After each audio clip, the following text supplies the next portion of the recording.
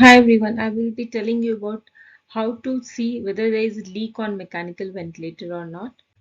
So there are three places where you can see for leak in volume time scalar or in pressure volume loop or in flow volume loop. In volume time scalar, you anywhere you will see that if there is leak, the volume will not touch the baseline. So this is a volume time scalar. This is the inspiratory limb and this is the expiratory limb.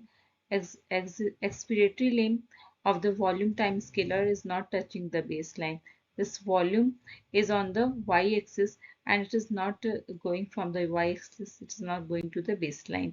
So this is a leak on the volume time scalar. Similarly, this is flow time scalar, and flow is on the y-axis and volume is on the x-axis, and this is the inspiratory limb and this is the expiratory limb.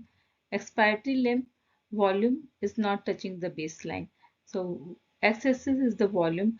So this expiratory limb is just going 1/3 of the it is not touching the baseline. From it should go to the zero, but it is terminating here only, so there is a leak here. Similarly, this is a pressure volume loop. This x-axis, this is the x-axis is the pressure, and this y-axis is the volume. And this is the inspiratory limb. This is the expiratory limb. The expiratory limb, you can see, it is not touching the baseline. It is just terminating at this point instead of going and touching the baseline to the zero. So this is a ventilator, and you can see this is the live ventilator demo. So this is not touching the baseline. Here it is not touching the baseline. So these are the leaks. And how to differentiate leak from the auto peep. If volume is not touching the baseline, this is the volume. This volume is not touching the baseline. This is leak.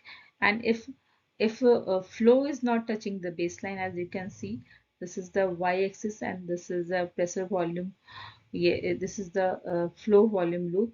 This is auto peep is going on because flow is not touching to the baseline. Here flow is not touching the baseline. It is auto peep. Thank you.